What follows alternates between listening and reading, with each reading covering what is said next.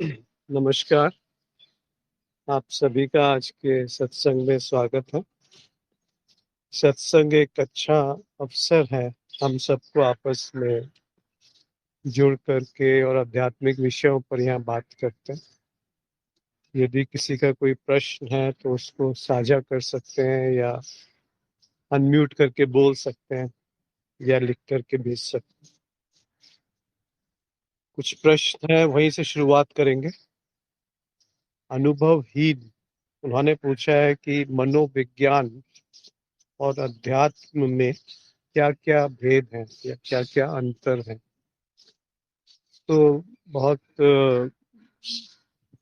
साधारण सा अ, साधारण रूप से भी आप देख सकते हैं कि दोनों में बहुत भेद है। पर उसको जानने से पहले ये समझना आवश्यक है कि ये शब्दों का क्या शाब्दिक अर्थ है। जैसे मनोविज्ञान, मन और विज्ञान, इनको जोड़ करके जो मन से संबंधित रखता है संज्ञान या जानकारी या सूचना, उसको मनोविज्ञान कहते हैं। और अध्यात्म का अर्थ है जो मैं हूँ, जो भी मैं हूँ, जो भी मैं कल्पना करता हूँ कि मैं हूँ, उसकी तरफ अग्रसर होना, उसकी तरफ बढ़ना, वो अध्यात्म है। तो इसमें अगर आप भेद देखना शुरू करेंगे तो अनगिनत भेद मिल जाएंगे। क्योंकि एक है जो केवल जो परिवर्तन है उसकी जानकारी है, जो बदलाव है उसकी जानकारी है, जो दृश्य है उसके बारे में जानना है, मन कैसे काम करता है वो जानना है। और दृष्टि हमेशा दूसरे की तरफ है। यहाँ पर व्यवहारिकता है, कुछ पाने की इच्छा है, कोई लक्ष्य है, प्रयास है, कहीं जाना है, कोई करने वाला है, कोई जानने वाला है, कोई देखने वाला है। तो ये सारे भेद मनोविज्ञान में मिलेंगे, जो कि आवश्यक भी है। मनोविज्ञान यानी कि जो बाहर है वो वैसा नहीं है जो मन देख रहा है। जो बाहर है उसकी एक छवि मन पे पड़ती है और वो छवि के साथ एक नाम जोड़ दिया जाता है। जैसे बहुत छोटा सा बच्चा है तो वो किसी एक बिल्ली को देखेगा तो उसको बताया जाता है सी फॉर कैट। तो सी जो शब्द है, सी जो अक्षर है, उसको सिखाने के लिए एक छवि का उपयोग किया गया, क्योंकि छवि जल्दी अंकित हो जाती है स्मृति में। तो उस छवि से जब एक शब्द जोड़ दिया गया कैट या बिल्ली, तो वो दोनों चीजें संग्रहित हो गई स्मृति पे। पर वो जो संग्रहित हुआ है या जो वो शब्द है, वो उससे भिन्न है जो बाहर है। जो बाहर बिल्ली है जीती जागती, वो उसकी छवि नहीं है जो मन में अंकित है। या जो शब्द है वो बिल्ली नहीं है, क्योंकि उसको आप किसी और भाषा में कुछ और भी कह सकते हैं। तो जब तक छवियां हैं और जब तक शब्द हैं तो मन का निर्माण हो जाता है। और जैसे ही छवि और मन से कुछ किया जाएगा तो वो मनोविज्ञान हो गया। मतलब मन कैसे काम कर रहा है उसके बारे में जानकारी, उसकी सूचना इकट्ठा कर लेना, एक जगह भर लेना, उसको मनोविज्ञान कहते हैं। तो मनोविज्ञान हमेशा बाहर कोई कारण ढूंढेगा और उसका प्रभाव हटाने का प्रयास किया जाएगा कि वो जो कारण है उस कारण को हटा देंगे तो प्रभाव से मुक्ति मिल जाएगी, या कुछ ऐसा करेंगे तो कुछ और प्राप्त हो जाएगा। तो एक तरह से वो हमेशा कोई ना कोई क्रिया वहां पे शामिल रहेगी, कुछ करना, कुछ सोचना, कुछ देखना, कुछ सुनना। और जो एक एक दूरी बनी रहेगी उसमें, जो देख रहा है और जो दिख रहा है। तो इस सब से कोई आपको बहुत दूर तक का कोई सोल्यूशन नहीं मिलेगा, कोई आपको हल नहीं मिल पाएगा उससे। अब अध्यात्म क्या है और क्यों अध्यात्म में आना चाहिए। तो हम सब ने देखा कि मनोविज्ञान से कि होने के बावजूद कितने लाखों लोग, करोड़ों लोग दुखी हैं।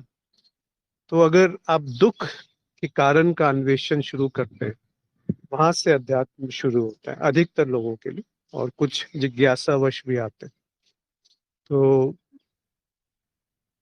जब दुख का कारण ढूंढने जाएंगे तो आप स्वाभाविक रूप से ये पूछेंगे कि दुखी कौन है।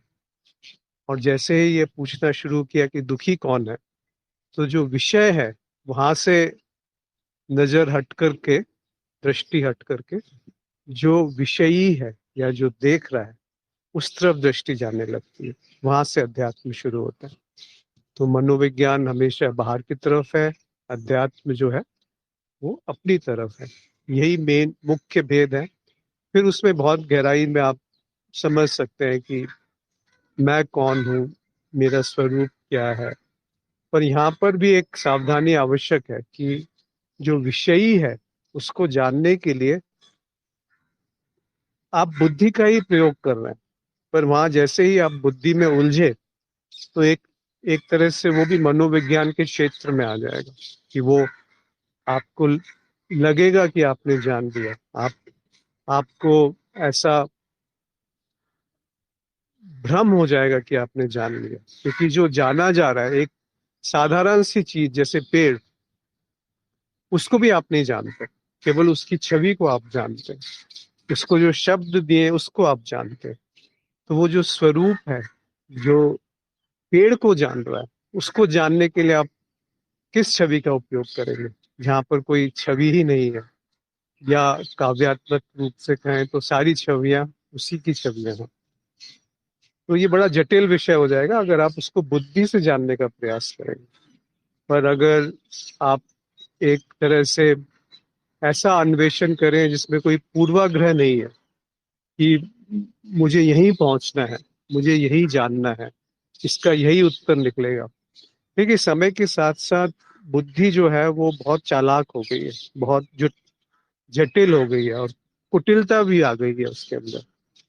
तो आप कोई भी प्रश्न पूछिए, उत्तर वहां पे हाजिर है। जैसे प्रश्न पूछा जाए कि वो क्या है जो प्रतिक्रिया से परे है, तुरंत उत्तर आ जाएगा, वो मैं हूँ, मैं साक्षी हूँ, मैं अनुभव करता हूँ, मैं दृष्टा हूँ, मैं आत्मन हूँ, या मैं ब्रह्मन हूँ। ये सब बड़े आराम से उत्तर आपकी बुद्धि आपको प्रस्तुत कर देगी कि ऐसा ही है। और आप बिल्कुल निश्चिंत हो जाएंगे, हाँ मुझे उत्तर मिल गया, मुझे पता चल गया कि वो क्या है। पर यहाँ फिर सावधान होने की आवश्यकता है कि वो जो पता चला है वो बुद्धि में संग्रहित ज्ञान है। आप वो नहीं हो जो जिसको आप शब्दों में भाषित कर पाओगे। तो वहां पर बुद्धि को समर्पण करना आवश्यक है, वहां उसको छोड़ देना आवश्यक है। उसकी जो उपयोगिता है वो वहां आकर समाप्त हो गई। वो आवश्यक थी कुछ, आपकी आप में पेड़ से ज्यादा बुद्धि है, पशुओं से ज्यादा बुद्धि है। तो उसका सही उपयोग बस इतना मात्र है कि अपनी तरफ अग्रसर हो पाए, उसी को अध्यात्म कहते हैं। पर उसके आगे वो एक अवरोध का भी काम कर सकती है, जहां पर आप केवल बुद्धि से उसको जानने का प्रयास करें। वहां जानना छोड़ करके होना मात्र है, इतना कहा गया। पर ये भी एक निष्कर्ष ही होगा। किसी भी निष्कर्ष पे आना एक तरह से अपने आप को फंसाने की बात है कि आप उसी भ्रम में हैं जो संसार में, जैसे आप निष्कर्ष में आते हैं, जैसे मनोविज्ञान में आप निष्कर्ष में आते हैं कि आपके बचपन में कुछ गलत हुआ था जिसके कारण अभी आपके जीवन में दुख है। ये सब एक निष्कर्ष है, ये सब कारण प्रभाव है। पर जब हम विषय की बात करते हैं, जब हम दृष्टा की बात करते हैं, तो वहां पर कारण प्रभाव नहीं है, वहां पर समय नहीं है, वहां पर छवियां नहीं है, वहां पर शब्द नहीं है। पर ये भी एक निष्कर्ष है कि वहां पर शब्द नहीं है, वहां छवियां नहीं है। उसको भी छोड़ना है अंतिम अंतिम कदम पर। वहां बस ये उसको एक अवसर देना है कि जो भी वो है वो प्रकट हो सके। फिर उसकी इच्छा कि वो किस तरह से अपने आप को अभिव्यक्त कर रहा है, कैसे उसकी अभिव्यक्ति होती है, चाहे वो किसी भी रूप में हो, चाहे वो शब्दों में हो, चाहे वो भाव में हो, चाहे वो मौन में हो, चाहे वो ना हो, चाहे वो हो।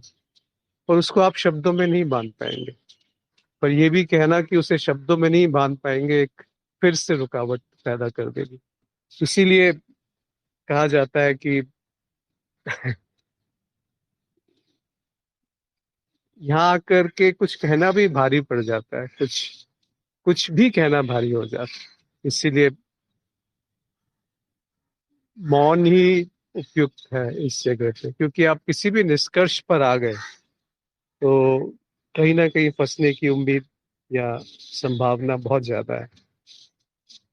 अन्यथा तथाकथित ज्ञानी जो है, या तथाकथित भक्त जो है, या तथाकथित कर्मयोगी जो है, या तथाकथित जो साधना कर रहे हैं, उसमें ये अंतिम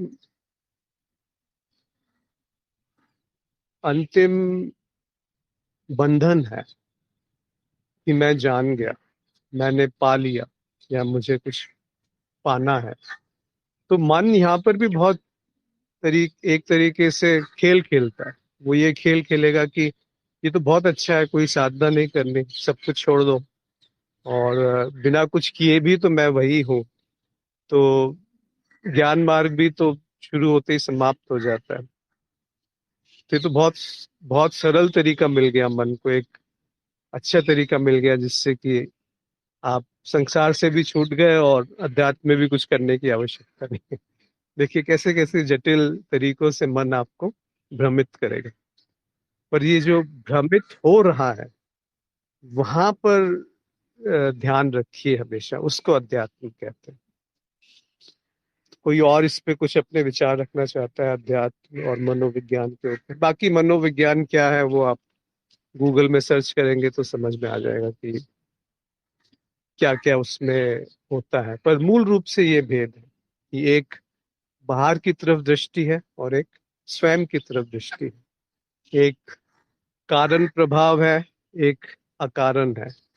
एक प्रयास है, एक निप्रयास है। एक में कुछ इच्छाएं हैं, एक में निस्पृह है या अप अचाहा है। एक में विकल्प है, एक में कोई विकल्प नहीं है। एक में संकल्प है, एक में कोई संकल्प नहीं है। एक में जानना है, एक में जानने का कुछ है ही नहीं, और जो कुछ भी जाना जा रहा है वो उसी में है। तो दोनों में कोई समानता नहीं है। दोनों बिल्कुल दो जो पोल सपाट, मतलब एक अगर नॉर्थ पोल है तो एक साउथ पोल है, और यही दो जीवन है जिसमें व्यक्ति फंसा रहता है, या अध्यात्म में या फिर मनोविज्ञान में। पर जो है वो आप किसी श्रेणी में नहीं डाल पाएंगे कि वो अध्यात्म है या वो मनोविज्ञान है। जो है उसको आप, जो भी आप देखेंगे वो पाएंगे कि इन दोनों के बीच में कहीं ना कहीं जीवन बह रहा है। कोई पूरी तरह से अध्यात्म की तरफ है, कोई पूरी तरह से मनोविज्ञान की तरफ है, या मन में उलझा हुआ है। और इन दोनों के बीच में अलग अलग स्थितियों में आप जीवन को बहता हुआ पाएंगे। पर जो वास्तविक जीवन बह रहा है उसको आप ना अध्यात्म से बांध पाएंगे, ना संसार से बांध पाएंगे। क्योंकि वो अध्यात्म शब्द भी एक तरह से संकेत है, एक तरह से वो भी संग्रहित ज्ञान है, संग्रहित सूचना है, संग्रहित स्मृति है जो मन में इकट्ठी की हुई है। अगर वो स्मृति हटा दें तब भी तो कुछ है जो केवल होना मात्र है। जैसे एक पेड़ है, जैसे एक पशु है, वो नहीं जानता कि संसार क्या है और अध्यात्म क्या है, पर फिर भी तो होना मात्र है, फिर भी तो देखना मात्र है। जैसे एक पशु है, वो देख पा रहा है। तो पूरा का पूरा जो संसार है वो गतिमान है, उसमें बदलाव है। और जो ये मन है वो उसको स्थायित्व देता है, वो उसको ठहराव देता है, वो उसको रोक देता है। और वो जो रुकी हुई चीज है उसी को स्मृति में अंकित कर लेता है। वो रोकना चाहता है, वो उसको पकड़ना चाहता है, वो उसको समझना चाहता है, वो उसको जानना चाहता है। और वहीं पर सारा का सारा भटकाव है। पर आप देखेंगे कि बाहर जड़ और चेतन जैसा कुछ नहीं है, बाहर जीवन और मृत्यु जैसा कुछ नहीं है। जो भी घट रहा है वो इस क्षण घट रहा है, उसमें इसी क्षण जीवन है और इसी क्षण मृत्यु। अब मृत्यु का अर्थ होता है जो जहां से उपजा वहीं पे वो मिल गया, विलीन हो गया। तो वो तो हर क्षण हो रहा है। जैसे पानी से बुलबुला उठता है और वो पानी ही रहता है, उसमें थोड़ी देर के लिए हवा भर गई, वैसे ही गुब्बारा, हवा भर गई, पर है क्या? वो जो आकाश घड़े के अंदर है और वो जो आकाश घड़े के बाहर है, वो जुदा कब हुए? उसमें कहाँ पर भेद है? वैसे ही जीवन है जो बह रहा है, मन उसको रोकना चाहता है, उसको स्थायित्व देना चाहता है, क्योंकि उसी में उसका वो समझता है कि वो जीवित है। मन को लगता है कि मैं जिंदा हूँ, क्योंकि स्थायित्व है, क्योंकि ठहराव है, क्योंकि कुछ समझ में आ रहा है, क्योंकि कुछ ना कुछ ऐसा है जो उसे उसे सहारा दे रहा है, कोई आधार है उसको पकड़ने का। जैसे डूबते को तिनके का सहारा, उसी तरह से मन कोई ना कोई सहारा या आधार पकड़ लेता है। पर जब अध्यात्म की बात होती है तो वहां पूरी तरह से निराधार होना पड़ता है, कोई सहारा नहीं पकड़ सकते, असहाय हो जाता है मन। इसीलिए वो मन की मृत्यु है और मन उससे घबराता है। इसीलिए लोग दुख से तो दूर होना चाहते हैं पर अध्यात्म की तरफ नहीं आना चाहते, या अध्यात्म की तरफ इसलिए आना चाहते हैं कि दुख, कोई हमें कुछ मिल जाए, वहां से भी कोई इच्छा पूर्ति हो जाए, कोई ना कोई दुख दूर हो जाए, इसके लिए अध्यात्म में जरूर आएंगे। पर दुख दूर करने की जो परिभाषा है वो आध्यात्मिक अध्यात्म से कोसों दूर है। कि मेरे बेटे को नौकरी मिल जाए, इसका स्वास्थ्य ठीक हो जाए, पैसा मिल जाए, पदोन्नति हो जाए, किसी और का विनाश हो जाए, इस तरह से इच्छाएं जो है उनको हम पूरी करने के लिए अध्यात्म में आते हैं। वो अध्यात्म नहीं है। अध्यात्म का अर्थ है कि जो है उसका अन्वेषण, उसको अवसर देना कि वो अपने पूरे सौंदर्य में प्रकट हो पाए, वो अध्यात्म है। और कोई इसमें कुछ जोड़ना चाहे तो अवश्य जोड़ सकते हैं। एक और प्रश्न आया था कि अवलोकन में प्रयोग से प्रारंभ में प्रयास तो सम्मिलित होगा ही। हाँ, अवलोकन जो है वो पूरी तरह से एक प्रायोगिक विषय है। अवलोकन का अर्थ होता है लोक यानी आंखें, देखना, और अवलोकन यानी शुद्ध रूप से देखना, जो है जैसा है उसको वैसा ही देख पाना, वो अवलोकन है। और आत्म अवलोकन जब आप स्वयं को जैसा है वैसा ही देख पाए या देखने का प्रयोग कर पाए, सुने नहीं, केवल सुनने से कुछ नहीं होगा, उसको आप खुद देखें, तो वो आत्म अवलोकन है और ये प्रायोगिक विषय है। तो केवल बहुत प्रारंभिक रूप में ये कह सकते हैं कि उसमें प्रयास की आवश्यकता है, कि आपके आसपास थोड़ा सा शांत वातावरण है, आपका मन बहुत उत्तेजित नहीं है, आप सही वातावरण में है, एक एक तरह से बहुत सारी इच्छाएं आपको बांधे नहीं है, जीवन में उत्तरजीविता की बहुत कोई कठिनाई नहीं है। जब ऐसा है वो सब प्रयास में शामिल है, पर ये सब एक भूमिका है, ये सब अंत नहीं है जिसको अध्यात्म या अवलोकन की बात कही जा रही है। तो अवलोकन में या आत्म अवलोकन में कोई प्रयास नहीं है। अगर वहां प्रयास किया तो वहां प्रयास करने वाला भी होगा, और वहां पर कुछ पाने की इच्छा होगी, वहां पर कुछ ना कुछ चाह होगी, कोई ना कोई लक्ष्य होगा, एक दूरी होगी, वो जो प्रयास कर रहा है और जो प्रयास जिसके लिए प्रयास किया जा रहा है। तो उसमें जब भी दूरी है तो अध्यात्म शुरू ही नहीं हुआ। इसलिए अध्यात्म की शुरुआत ही प्रयास जहाँ छूटता है वहां से अध्यात्म की शुरुआत है।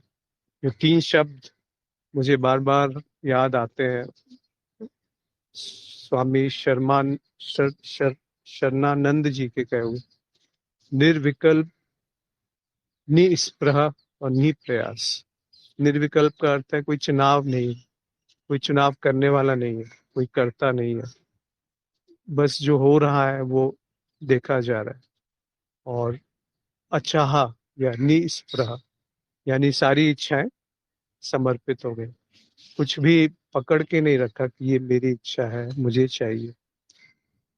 और अंत में निप्रयास यानी कि पूर्ण समर्पण, वहां पर प्रयास गिर गया। जैसे अगर एक बुलबुला गिर जाता है तो कहाँ गिरेगा वो बुलबुला?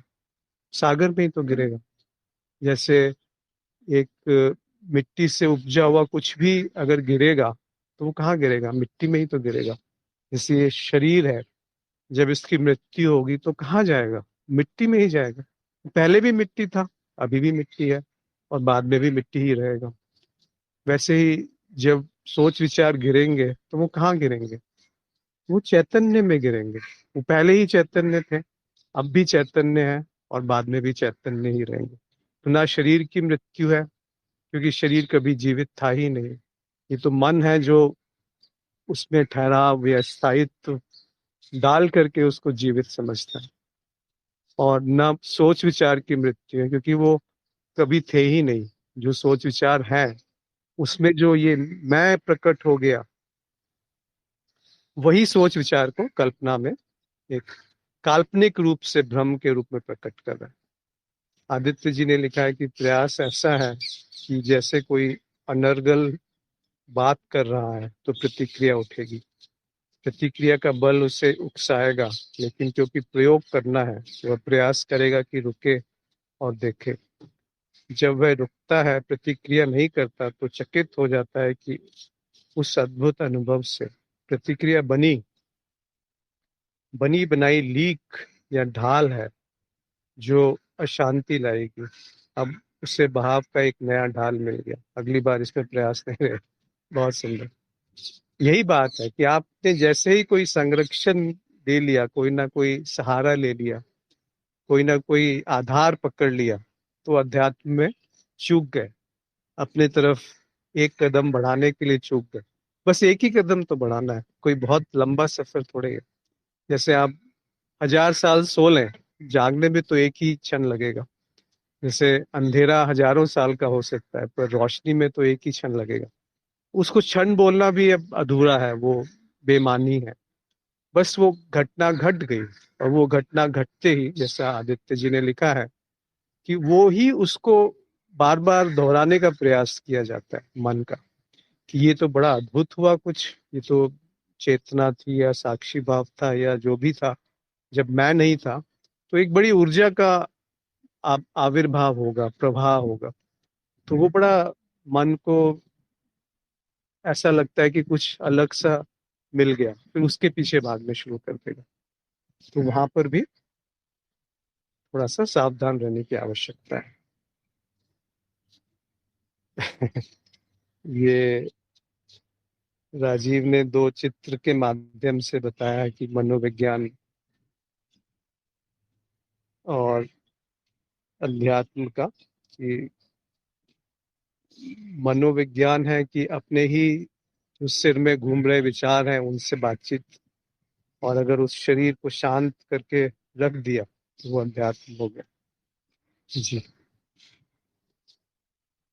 एक और प्रश्न आया था संभव का, यूट्यूब में, क्या आपकी कुंडलिनी शक्ति जागृत है? तो मुझे इसका कोई उत्तर नहीं सूझा, तो मैंने एक ही अ, बात कही कि ऐसा कुछ नहीं है, कोई कुंडलिनी जागृत नहीं है मेरी, जो कि सत्य भी है।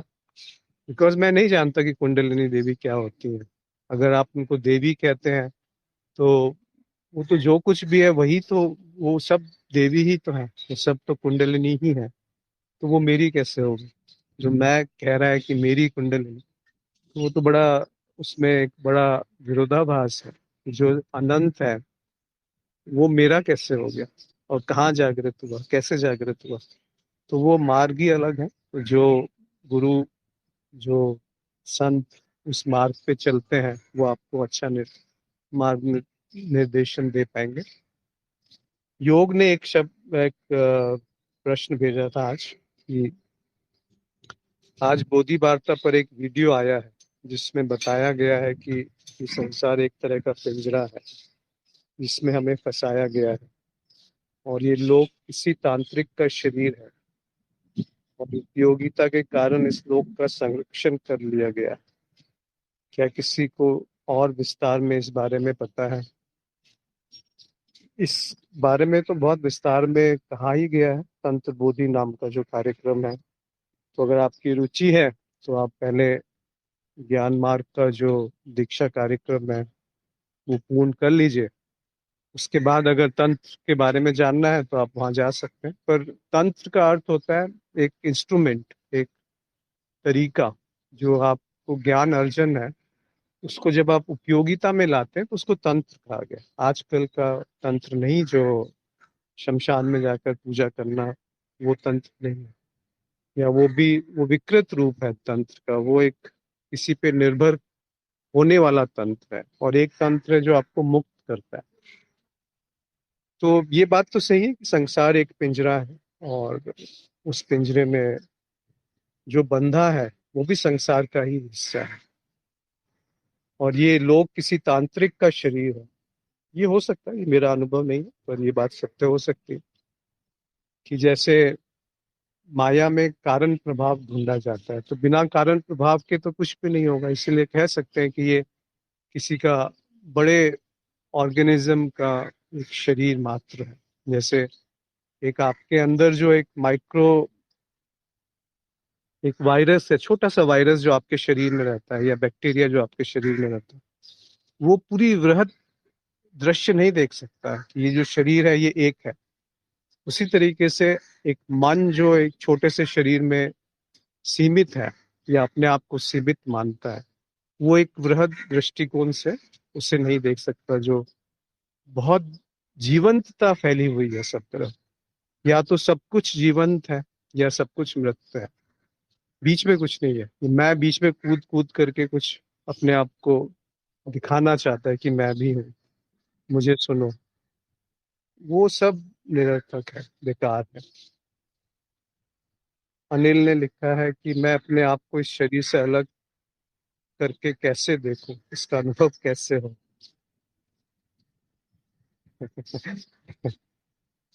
और राजीव ने लिखा है कि मेरी कुंडलिनी शक्ति अर्धांगिनी है, अभी आधे घंटे में जागेगी। हाँ, तब आप थोड़ा सावधान हो जाइए। जो हमारे पुरुष मित्र हैं, उनकी जो अर्धांगिनी है, देवी ही है वो कुंडलिनी। अनिल शर्मा ने लिखा था कि मैं अपने आप को इस शरीर से अलग करके कैसे देखूं, इसका अनुभव कैसे हो। देखिए, जो भी आप देखेंगे अपने आप को अलग करके, वो एक वस्तु को देखेंगे, वो आप स्वयं को नहीं देखेंगे, क्योंकि स्वयं एक कदम पीछे हट गया वहां। जो आप देखने वाला जो है, अगर आप उसको देखना चाहते हैं, तो उसको एक वस्तु की तरह नहीं देख पाएंगे कभी भी, क्योंकि वो जो भी दिखेगा उसमें एक वस्तु ही दिखेगी। अब वो वस्तु स्थूल भी हो सकती है, जैसे कि शरीर है, या सूक्ष्म भी हो सकती है, जैसे कि मन है, यानी विचार है, और स्मृति है, और भावनाएं हैं, इच्छाएं हैं, राग है, द्वेष है। ये सब चीजें जो है ये सूक्ष्म रूप से दिखती हैं। और जो शरीर है वो स्थूल रूप से दिखता है। और शरीर में जो घटनाएं घट रही हैं, जैसे खून का प्रवाह, हृदय का धड़कना, जो आपके लंग्स हैं उसमें, फेफड़े हैं उसमें हवा का आना जाना, वो स्वचालित है, उसमें आपका कोई योगदान नहीं है, पर वो चल रही है। तो आप बीच में घुस करके सब पे अपना स्वामित्व लगाने का प्रयास करते हैं कि सांस मैं ले रहा हूं। अरे भाई, तुम सांस लेते तो पता नहीं कब के भूल चुके होते, मृत्यु हो जाती। सांस ली जा रही है इस शरीर के द्वारा, वो बात सही है। खून में भाव है, ये बात सही है। खाना पेट में हजम हो रहा है, ये बात सही है। पर मैं हजम कर रहा हूँ, मैं खून को दौड़ा रहा हूँ अपनी नड़ों में, नाड़ियों में, ये सब तो मूर्खता है ना। वैसे ही मैं विचारों को ला रहा हूँ, या ये जो मैं ला रहा हूँ, ये हमेशा घटना के बाद उपस्थित होता है। कि जब कोई घटना घट गई, उसके बाद ये बीच में आ जाता है, कहता है कि मैंने किया। जैसे अ, एक जोकर होता है किसी कृत्य में, नाटक में, जैसे सर्कस में पहले करतब दिखा जाते हैं जो भी कलाकार हैं, उसके बाद जोकर आकर के ऐसे करता है जैसे वो भी वही कर रहा है। उसका उद्देश्य केवल हंसाना है लोगों को। वास्तव में मैं का उद्देश्य भी बस इतना ही है। अगर समझ में आ गया तो आप मैं की जब भी कोई गतिविधि देखेंगे तो आप समझ जाएंगे कि अब हंसने की बारी आ गई। ये फिर से कुछ ना कोई ऐसा मूर्खतापूर्ण काम करेगा, और उसको अपने ऊपर या तो सुख के रूप में या दुख के रूप में आरोपित कर लेगा, ओढ़ लेगा। तो आप अपने आप को इस शरीर से अलग करके नहीं देख सकते। क्यों नहीं देख सकते? क्योंकि जो भी आप देखेंगे वो शरीर ही होगा। शरीर कोई एक स्थायी चीज नहीं है जिसको हम भौतिक शरीर कहते हैं। वो कहाँ शुरू होता है और कहाँ खत्म होता है। और दूसरा जो शरीर होता है वो सूक्ष्म शरीर है, या स्वप्न शरीर है, या कारण शरीर है, केवल एक विचार मात्र है। अब उस विचार मात्र को कैसे आप देखेंगे? वो तो अभी भी देख रहे हैं। अगर आप अपने से अलग करके शरीर को देखना चाहते हैं तो हर क्षण और क्या हो रहा है? आप हर क्षण अपने शरीर को ही तो देख रहे हैं, और शरीर आपसे हर क्षण अलग भी है। पर वो अलगाव कहाँ पर है? कौन देख रहा है उस अलगाव को? क्या वास्तव में वो दूरी है? आपस में कोई अंतराल है क्या? जो देखने वाला है वो खुद एक विचार नहीं है जो ये कह रहा है कि मैं देख रहा हूँ? जब भी ये समझ में आएगा आपको, तो आप पाएंगे कि वो जो कह रहा है कि मैं देखने वाला हूँ या मैं दृष्टा हूँ, वो भी एक विचार, वो नहीं है जो दृष्टा है। इसलिए ऐसी जगह पे लाना आवश्यक है अध्यात्म में, जहाँ पर आप बुद्धि निरुत्तर हो जाए, कुछ पकड़ नहीं पाए, कोई सहारा ना मिले उससे। क्योंकि जैसे ही सहारा मिल गया वो बहुत घातक हो जाता है कई बार। कि मुझे पता चल गया, मैं जान गया कि वो अज्ञेय है, मैं जान गया कि वो शून्य है, मैं जान गया कि मैं साक्षी हूँ, मैं जान गया कि मैं अनुभव करता हूँ। ये अंतिम सहारा है जो बुद्धि को मिलेगा। इसके आगे कोई सहारा नहीं मिलेगा। पर इस सहारे को भी क्यों रखा? इस सहारे को भी एक बैसाखी की तरह क्यों उपयोग में लाना? तो अब ये जो बात है ये सबको शायद समझ में आए या ना आए, उसकी कोई कोई गारंटी नहीं है। परंतु जो मुझे प्रतीत हुआ, जो अपने अनुभव से जाना, जो आखिरी भटकाव है, जो आखिरी जगह है जहाँ पर फंस जाते हैं हम, बहुत सारे साधक फंस जाते हैं। साधना कर रहे हैं, ध्यान कर रहे हैं, जब तक ध्यान करने वाला है तो ध्यान घटा कहाँ? जब तक मैं की मृत्यु नहीं हुई तो ध्यान कैसे कर सकता है? तो मैं की मृत्यु का अर्थ क्या है? जो सोच विचार है उसकी मृत्यु होना। क्योंकि जो शरीर है वो कभी मिट्टी से अलग नहीं हुआ, तो वो मिट्टी ही है। और जो सोच विचार है वो कभी चैतन्य से अलग नहीं हुआ, चेतना से अलग नहीं हुआ, तो वो चेतना ही उसका धरातल है। और इन दोनों से जो परे है, जिसको हम केवल होश कह सकते हैं, जागरण मात्र कह सकते हैं, चिन्ह मात्र कह सकते हैं, वो इन दोनों का धरातल है, जो मिट्टी और सोच विचार। तो जो भी आप देखेंगे अपने आप को, वो या तो मिट्टी दिखेगी या सोच विचार दिखेगी। इसके अलावा कुछ नहीं दिखेगा। या तो शरीर दिखेगा जिसको आप भौतिक शरीर कहते हैं, या फिर मन दिखेगा जिसको आप एक संग्रह है विचारों का, अहंकार का, स्मृति का, भावनाओं का, इच्छाओं का। सारी जो मन में विचार चलते हैं, उसका जननी विचार है। जैसे एक पशु है, उसके अंदर उतने विचार नहीं चलते, उसका जीवन सहज है। उसकी जब मृत्यु आती है तो वो सहजता से स्वीकार कर लेता है उसको, कहीं अकेली जगह जाकर के अपने प्राण त्याग देता है। वो इतना, ये सब जो मनुष्य के अंदर पीड़ा है मृत्यु को लेकर के, जो नासमझी है मृत्यु को लेकर के, वो इसीलिए है क्योंकि वो एक भ्रम पैदा हो गया कि मैं जिंदा हूँ। वो जो मैं जिंदा हूँ वो भी एक विचार। जो जीवन है वो सब जगह प्रभावित है, वो इस शरीर पे सीमित नहीं है। शरीर तो केवल एक मिट्टी का पुतला है, एक विचारों का पुतला है। मिट्टी का पुतला होगा या विचारों का पुतला होगा? मन जो है विचारों का पुतला है, और शरीर जो है मिट्टी का पुतला है दोनों ही कठपुतली। इसकी डोर कहीं और है। तो और किसी का कोई इस बारे में, जो आज हमने चर्चा करी, उस पर कोई प्रश्न, कोई विचार, या कोई और विषय जिस पे कोई बात करना चाहता है या पूछना चाहते हैं या अपने अभिव्यक्ति करना चाहते हैं, तो अवश्य करें। क्योंकि ये जो बातें कही गई है, हो सकता है इसमें से कुछ भी सही ना हो। जो आपका अनुभव है जो आपका सत्य है, जो आपकी आपके जीवन में है, जब तक वहां पर वो घटित नहीं होगा तब तक ये सैद्धांतिक है, तब तक ये अर्थहीन है, तब तक ये एक और बोझ है जो आपने बुद्धि में इकट्ठा कर लिया होगा। इसीलिए अध्यात्म जो है वो प्रायोगिक है, इसीलिए अध्यात्म जो है वो सिद्धांतिक नहीं है, काल्पनिक नहीं है। जो भार है वो कल्पना नहीं है, उसको आप जान नहीं पाएंगे। जैसे आप उसको जानेंगे वो एक कल्पना में के रूप में जान पाएंगे। बरनीता ने पूछा है कि देवी माँ कौन है। आप भी तो स्वयं देवी हैं। जैसे स्त्री, उसको देवी के रूप में ही तो दिखाया जाता है, तो जो भी स्त्री है वो देवी है। अब स्त्री से केवल नर और मादा का भेद मत रखें। जैसे शायद कृष्ण लीला, कृष्ण या अ, इसमें कहा गया है भागवत में कि जो भी है सब पुरुष या स्त्री, वो सब कृष्ण की गोपियां हैं। तो वैसे समझिए कि जो भी कुछ है वो सब शक्ति ही है, वो सब देवी ही है। चाहे वो भौतिक रूप से प्रकट हो या चाहे वो मानसिक रूप में प्रकट हो, वो देवी है। ये अध्यात्म या ज्ञान मार्ग की परिभाषा है कि जो कुछ भी अनुभव में आ सकता है वो देवी है। अनुभव स्वयं देवी है। चाहे वो मैं भी है, वो भी देवी है कि मैं जान रहा हूँ, ये जो अपने वाक्य कहा, वो भी देवी है। और जो कहता है कि मैं कुछ नहीं जानता, वो भी देवी है।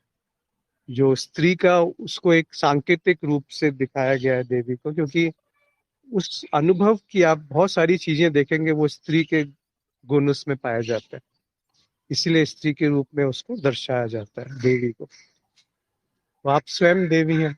देवी को कैसे जाना जा सकता है? देवी को जानने वाला भी देवी है। देवी का कोई लिंग नहीं है वैसे, जैसे कि पुरुष और स्त्री के रूप में जैसा भेद है, वैसा भेद नहीं है देवी में। पर सांकेतिक रूप से जब शुरुआत करते हैं तो देवी को एक रूप में उसकी पूजा की जाती है। कहीं तो आप बुद्धि को रोकेंगे और मन को इकट्ठा करके एकत्रित करेंगे, उसके लिए उसको एक सांकेतिक रूप दे दिया गया कि ये देवी हैं, इनकी उपासना करनी चाहिए।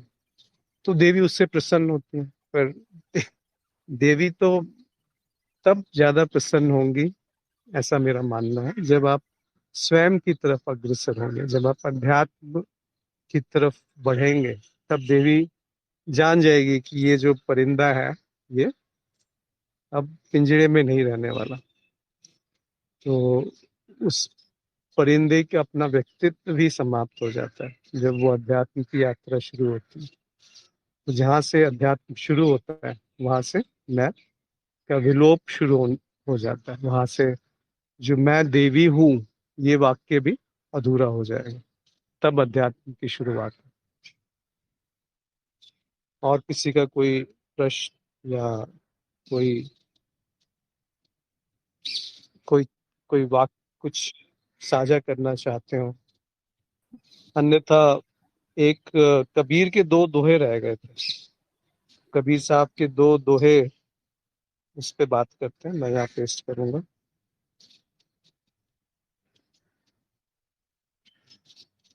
वैसे इसका जो अ, भाष्य है, जो उसका अनुवाद है, वो आदित्य जी ने पहले ही ग्रुप में पोस्ट किया था। उससे ज्यादा कुछ कहने की आवश्यकता नहीं है, पर फिर भी साई सुसब होत है, बंदे ते कछु नाही, राई ते पर्वत करे, पर्वत राई माही। कबीरा खड़ा बाजार में, लिए लुकाठी हाथ, जोगर फूको आपनो, चले हमारे साथ। तो साई सुसब होत है, बंदे से कछु नाही। वो जो देवी है, वो जो चैतन्य है। अब देवी और चैतन्य को अलग अलग मत समझिएगा, वो एक ही है। शिव और शक्ति को अलग मत समझिए, एक ही है। उसको कबीर ने साई कह दिया। साई से सब होता है, यानी कि अगर आप प्राकट्य रूप में देखेंगे तो जो भी कुछ है वो देवी से होता है, और चैतन्य के रूप में देखेंगे तो जो कुछ भी है वो चैतन्य है। तो साई सू से सब होता है, बंदे से कछु नहीं। बंदे का अर्थ है अहंकार, मैं। तो जो ये मैं इससे ज्यादा स्पष्ट शब्दों में कबीर क्या कहेंगे कि जो मैं है, अगर वही समझ में आ गया तो अध्यात्म शुरू होकर के समाप्त हो गया, कि बंदे से कुछ नहीं, बंदा कुछ नहीं कर सकता। जब कुछ हो जाता है उसके बाद बंदा क्रेडिट लेने आ जाता है कि मैंने किया, अगर अच्छा हुआ, और बुरा हुआ तो वहां से भागना शुरू कर देता है कि मैंने थोड़ी किया, पता नहीं किसने कर दिया, या भाग्य है या परमात्मा है या कोई और है इसके लिए जिम्मेदार, मैं तो नहीं हूँ। और जब कुछ अच्छा घटता है तो मैंने ही तो किया, उसका क्रेडिट लेने के लिए सबसे पहले वो भागेगा। तो स्तुति और निंदा वो बंदे का काम है। अच्छा और बुरा, पाप और पुण्य, धर्म और अधर्म, ज्ञान और अज्ञान, सही और गलत, ये सब बंदे का काम है, जो कि द्वंद्व पैदा करता है, जो एक द्वैत की स्थिति उत्पन्न कर देता है। राई ते पर्वत करे, अब इसके आगे और सुंदर अवस्था से तरीके से उसको समझाया है। राई ते पर्वत करे, पर्वत राई माही। राई को ऐसा है जैसे वो पर्वत के समान है, और पर्वत पूरा का पूरा राई के अंदर समाया हुआ। अब इसको अगर आप समझ गए तो जो पूरा का पूरा दृष्टा है वही दृश्य है, और जो दृश्य है वही दृष्टा है। यानी कि कैसे संभव है, नहीं तो कि एक राई जो है वो पर्वत के समान है, और पर्वत जो इतना बड़ा है वो राई के अंदर समा गया है। ये कैसे समझ में आएगा? ये इसी तरह से समझ में आएगा कि ये अद्वैत की बात कर रहे हैं, कि दो नहीं है राई और पर्वत, दोनों एक एक ही है। इसको बौद्धिक रूप से समझने का प्रयास ना करें, क्योंकि ये अध्यात्म की बात हो रही है, आपके स्वरूप की बात हो रही है, ये दृष्टा के स्वरूप की बात हो रही है। तो वहां पर मैं दृष्टा हूँ, उस उलझन में भी ना फंसे, उसको भी एक आखिरी पड़ाव की तरह देख करके वो जो अद्वैत है जहाँ दो नहीं है उसकी तरफ इशारा है कबीर का। अगले दोहे में कहते हैं कि कबीरा खड़ा बाजार में, लिए लुकाठी हाथ। लुकाठी का अर्थ है मशाल, जो मशाल जिससे आग लग जाती है। तो वो बाजार में खड़े हैं, बाजार मतलब संसार में खड़े हैं, और क्या कह रहे हैं कि जो घर फूको आप लोग, चलो हमारे साथ। तो कबीर को क्या रुचि है कि आपका घर फूकते? तो घर फूकने का अर्थ है कि वो जो हमने सुरक्षा अपने लिए इकट्ठा कर रखी है, मैं के चारों तरफ, कि मैं ये हूँ, ये मेरा घर है, ये मेरे संबंधी हैं, ये मेरा विचार है, ये मेरा ज्ञान है, ये मेरा गुरु है, ये मेरा शिष्य है, ये मेरा दोस्त है, ये मेरा दुश्मन है, ये अच्छा है, ये बुरा है, ये सब घर है। एक उपमा दी है उन्होंने। तो जो घर फूको आप लोग, जो जो उसको जलाने के लिए तैयार है, जो उसको फूकने के लिए तैयार है, जो उसको तहस नहस करने के लिए तैयार है, जो उसको जस का तस देखने के लिए तैयार है, ज्यों का त्यों देखने के लिए तैयार है, इसके लिए बहुत साहस चाहिए। ये कोई दुर्बल का काम नहीं है। तो वो जो साहसी है कि चाहे कुछ भी हो, मुझे वो जानना है जिससे जाना जा रहा है, चाहे कुछ भी हो मैं वो देखना चाहता हूँ जिससे देखा जा रहा है, चाहे कुछ भी हो मैं वो सुनना चाहता हूँ जिससे सुना जा रहा है, चाहे कुछ भी हो मुझे चैन नहीं है जब तक इन सब झूठे सांत्वनाओं में, आश्वासन में और सुनी सुनाई बात पे मुझे कोई चैन नहीं है। तो जो घर फूको आप लोग, जो इस तरह से मिटने को तैयार है, जो मैं को समाप्त करने को तैयार है, अपने अहंकार को विसर्जित करने को तैयार है, चले हमारे साथ। फिर वो उनके साथ चलना नहीं है, वो वही रूप हो गए कबीर, और वो अलग नहीं हुए। चले हमारे साथ मतलब सांकेतिक रूप में कहा है कि फिर वो और मैं भिन्न नहीं रहे, एक हो गए। तो बहुत सुंदर कल्पना है, और बहुत सुंदर तरीके से कबीर साहब कहते हैं। कितने सदियों पहले उन्होंने कहा, कितने 100 साल पहले कबीर साहब जब रहे उन्होंने कहा होगा, और अभी भी वो उतना ही सुंदर है। अभी भी वो हर आध्यात्मिक साधक के लिए उतना ही सार्थक है, उतना ही प्रभावशाली है, उतना ही शक्तिशाली है, कि कैसे कोई कह गया ऐसे सुंदरता से। फिर हम कहते हैं कि जो अव्यक्त है वो व्यक्त नहीं हो सकता, जो जो अद्वैत है वो द्वैत में नहीं आ सकता। तो ये जो वाक्य आप सुनते हैं ये तो रोंगटे खड़े कर सकता है। ईसाई से सब होत है, बंदे से कछु नाही। राई ते पर्वत करे, पर्वत राई माही, या कबीरा खड़ा बाजार में, लिए लुकाठी हाथ, जो घर फूको आप लोग चले हमारे साथ। असंग का एक टिप्पणी है कि ये मार्ग ही निर्भय होने का है। जी। अंत में तो जो निर्भय का दूरी है कि मैं निर्भय हूं, वो दूरी भी समाप्त हो जाएगी, वो दूरी भी छूट जाएगी। फिर निर्भयता प्रकट हो या भय प्रकट हो, दोनों समान है। पर शुरुआत में वो निर्भयता चाहिए कि मैं अपना घर फूकने के लिए तैयार हूँ। आप क्या फूकेंगे? अपना ही तो घर फूक सकते हैं। यानी कि जो मैंने एक काल्पनिक घर बनाया हुआ है अपने चारों तरफ, जिसमें मुझे सुरक्षा मिलती है, जिसमें मुझे आश्रय मिलता है, जिसमें मुझे चैन की नींद आती है, जहां पर मैंने ये मान लिया कि मैंने जान लिया है, और ये मानते ही कि मैं कुछ जानता हूँ, वो एक घर की तरह आपका काम करता है, चार दीवारी की तरह काम करता है, जहाँ से वो जो प्रकाश है, जो सौंदर्य है, जो वास्तव में है, पर उसको आपने कैद कर दिया किसी सीमित वक्तव्य में, सीमित धारणा में, तो वो तोड़ने की बात हो रही है। आदित्य जी ने लिखा है कि जंगल में भटके वो एक नक्शा मिल गया, और वो अपने घर के दरवाजे तक पहुंच गया।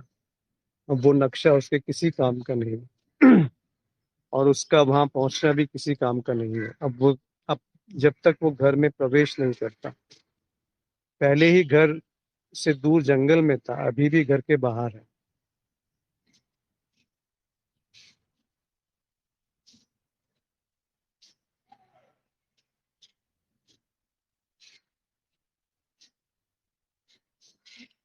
बिल्कुल आपने सही लिखा आदित्य जी कि नक्शे की तरह है ये सारे संकेत, ये सारे शास्त्र, ये सारे वक्तव्य, कि आपको दिशा दिखा रहे हैं कि आप घर पहुंच सके। पर एक और उदाहरण से आप समझ सकते हैं इसको कि आप एक घर में ही सोए हुए थे और वहां स्वप्न देख रहे हैं, और स्वप्न में आप पता नहीं कहाँ कहाँ चले गए। अब आपको घर आने के लिए क्या करना पड़ेगा? क्या मेहनत, कौन सा नक्शा, क्या प्रयास, क्या लक्ष्य? वो तो स्वतः जब घटना घटी, तो आप स्वप्न की या तंद्रा जो है वो टूटी, और आपने जाना कि आप तो घर में ही पहले से हैं। तो वास्तविक अर्थ ये भी नहीं है कि आप जंगल में कहीं गुम हैं और आपको नक्शे की मदद से घर पहुंचना है। इसीलिए उसको कृपा कहते हैं कि वो आप पहले से ही घर के अंदर, केवल इतना देखना है कि मैंने एक कल्पना का जो घर बना रखा था, वो मुझे जो स्वप्नित घर था, विचारों का जंगल बिल्कुल, या एक स्वप्न का जो घर बना हुआ था, वो जैसे ही टूटा, तो आप पहले से ही घर में थे। उसके लिए कोई प्रयास नहीं है, कोई मेहनत नहीं है, कोई लक्ष्य नहीं है, कोई भी साधन उसमें आवश्यक नहीं है, क्योंकि आप पहले से ही वहां हैं जहां आपको पहुंचना है।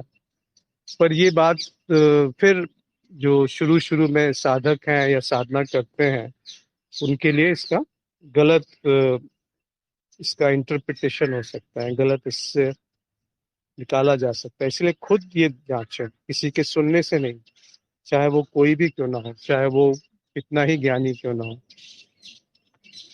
अंत में आपको स्वयं ये देखना है कि जो बात कही गई है वो मेरे लिए कितनी सार्थक है, मेरे लिए। तो ये आत्म का विषय है, अपने स्वरूप का विषय है, कि कोई प्रयास नहीं है मुझे।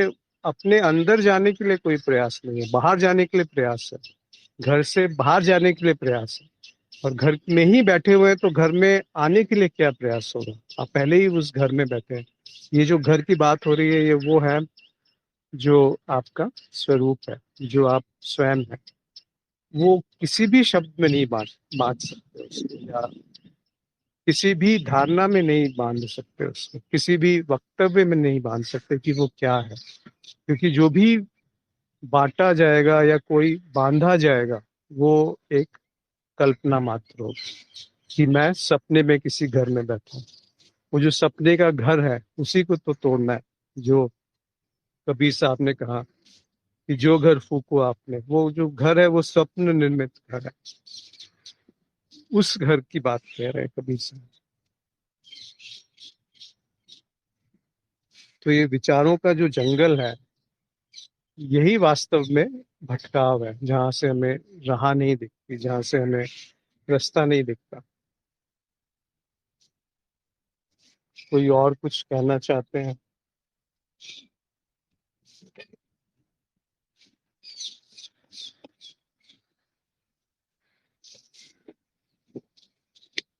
सुवेद ने लिखा है, अनहद में विश्राम। जी, कबीर का ही एक दोहा है कि जो हद में रहता है वो मानव है, जो हद से परे होता है वो साधु है, और जो अनहद में रहता है, जो ना हद में है ना अनहद में है, वो साईं है, या वो स्वरूप है मेरा। तो जो उस अनहद में विश्राम पा लेता है, शांति पा लेता है, ठहराव पा लेता है। देखिए, एक ठहराव है जो बदल रहा है, उसमें ठहराव मन बनाता है, और एक ठहराव है जो आप स्वयं, जिस ठहराव से सारी गति उत्पन्न हुई है, जिस सागर से सारी लहरें उत्पन्न हुई है, उस ठहराव की बात कर रहे हैं कबीर साहब, कि वो है अनहद में विश्राम।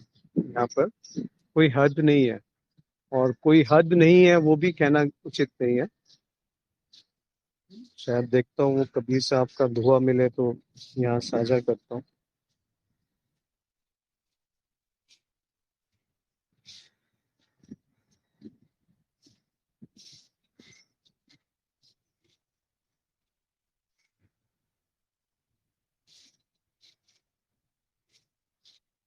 हाँ, हद चले सो मानवा, बेहद चले सो साध, हद बेहद दोनों ताजे, ताको भाता अगाध।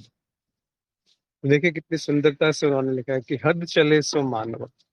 जो किसी हद में अपने आप को बांध लेता है, मेरा घर, मेरे बच्चे, मेरा ज्ञान, मेरे विचार, मेरे गुरु, मेरे संबंधी, मेरा पद, मेरा शरीर, मेरा जीवन, ये सब जो है वो हद की बात है। हद चले सो मानवा, यही मानव है और कुछ नहीं है इससे भिन्न मानव। बेहद चले सो साध। और जब ये जान गया कि ये सारी हदें काल्पनिक है, मुझसे संबंधित नहीं रखती, वो संत हो गया या साधु हो गया। पर कबीर यहाँ नहीं रुके, इसके आगे भी कहा, हद बेहद दोनों ताजे, जो दोनों को ही स्वाभाविक रूप से त्याग देता है, छूट जाते हैं, ताको भाता अगाध, वो है अगाध, वो है अगाध समुंदर। एक समुंदर में कितने करोड़ों बुलबुले होंगे, तो वो जो एक बुलबुला है, उसके तरह हमारा जीवन है। तो वो जो बुलबुला ही कभी मानव बन जाता है, और वही बुलबुला कभी संत बन जाता है, या समझता है कि मैं साधु हो गया। तो दोनों को उन्होंने खारिज कर दिया कि ना तो तुम मानव हो, ना हो तुम संत, तुम हो जो हो। तो जो दोनों हद और बेहद, हद और हद से परे जो है, दोनों को जो त्याग जाता है, जो छोड़ देता है, निरर्थक है ऐसा मान लेता है या जान लेता है, वो अगाध, मतलब अनंत। ये शब्द जो है वो समझ नहीं आ पाएंगे जब तक आप कबीर साहब की स्थिति पे ना पहुंचे। तब तक उनको कहना भी, उन शब्दों का उपयोग करना भी एक तरह से धोखा है। अगाध, अगाध, अगाध का अर्थ होता है जो सीमित नहीं है, अनंत है। पर वो जिस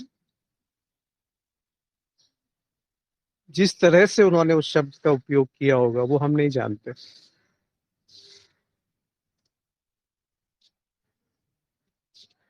हाँ, राजेश्वरी जी ने एक और लिखा है कि जो हद चले चले सो औलिया, अनहद चले सो पीर, हद अनहद दोनों चले उसका नाम फकीर। वो एक ही चीज को अलग अलग संतों ने शायद अलग अलग रूप से कहा गया होगा।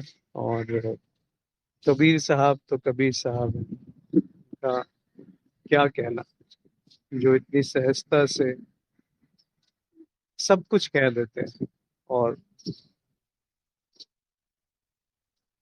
ये भी पता चल जाता है कि कुछ कहा नहीं जा सकता उसके बारे में।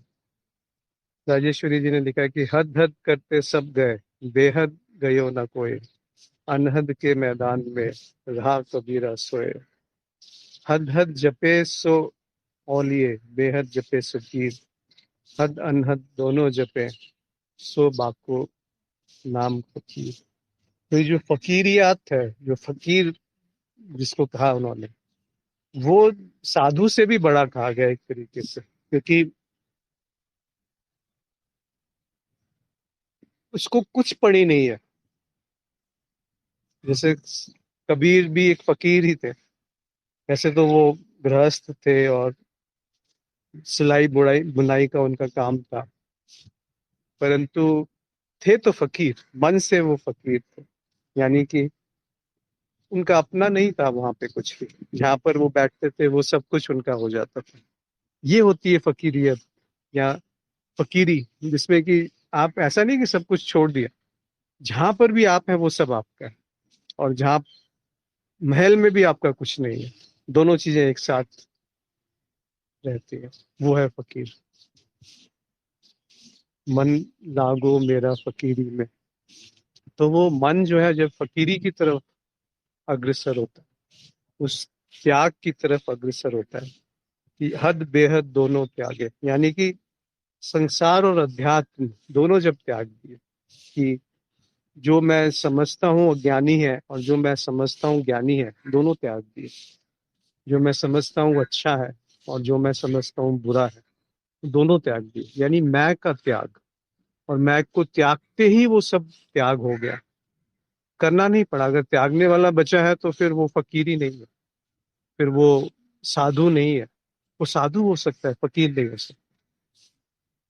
यानी कि अगर ये भी ज्ञान बाकी है कि मैं साक्षी हूं, तब भी वहां पर एक तरह से उसको भी उन्होंने खारिज किया कि त्याग दो, जो भी तुम जानते हो वो त्याग दो, क्योंकि जो भी तुम जानोगे वो आधा अधूरा जानोगे, वो सत्य नहीं जान पाओगे कभी। और जो तुम हो वो बिना कुछ जाने भी तुम हो सकते हो, वो है फकीरी। ना मेरा कुछ है, ना मेरा कुछ नहीं है, वो है ताको भाता अगाध। यानी इसको अगाध में शरण मिल गई, अगाध में इसका विलय हो गया।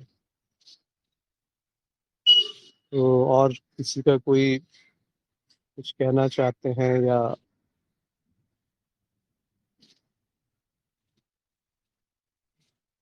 कोई प्रतिक्रिया या कुछ साझा करना चाहते हैं तो करें, अन्यथा आज यहाँ पर हम सत्संग समाप्त करेंगे।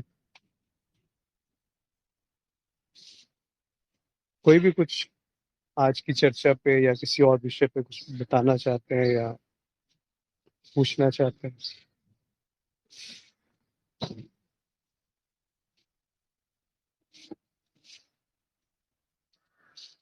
तो कबीर के इन्हीं शब्दों के साथ कि साईं से सब होता है, बंदे से कछु नहीं,